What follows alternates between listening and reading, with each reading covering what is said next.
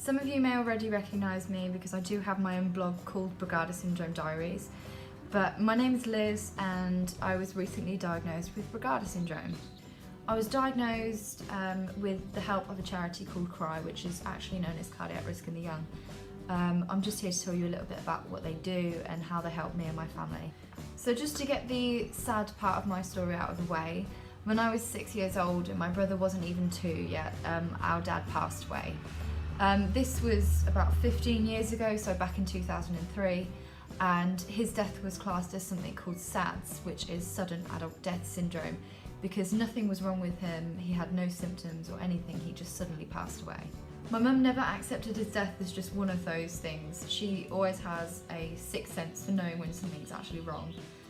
So she contacted CRY after she saw them in a newspaper article, and me and my brother were taken to St George's Hospital in London every single year for annual heart checkups. The annual heart checkups were nothing scary. We just had done an ECG, an echocardiogram and a fitness test.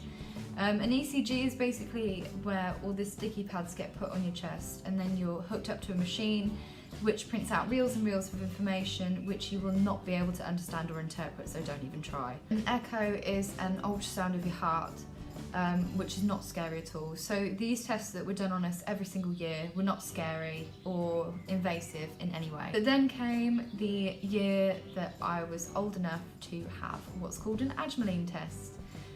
This glorious test is what's called a provocation test, which is basically where a trigger drug such as adrenaline can unmask certain heart conditions such as Brugada Syndrome. So on the 24th of August 2017, I went down to St George's in London to have my adrenaline test done.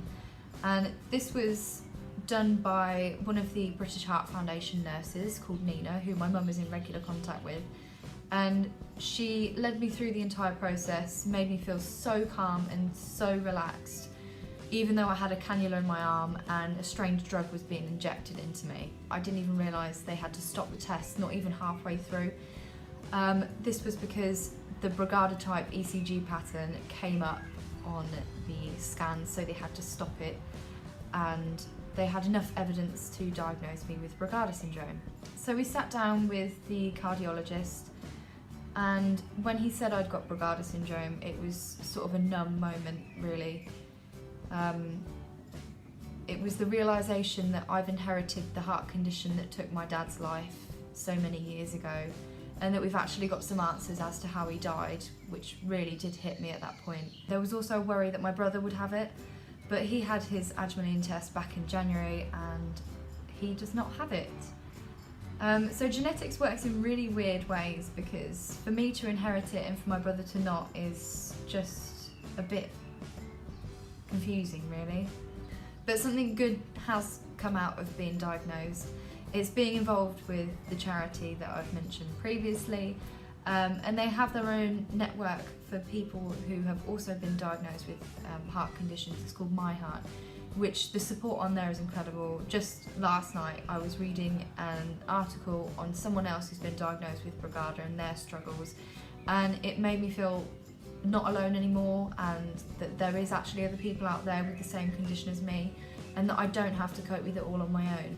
One of the things that you can do to help is to look out for any CRY fundraisers.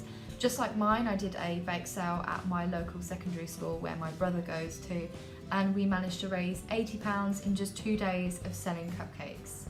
There is one more thing that you can do to help people like me who have got a heart condition.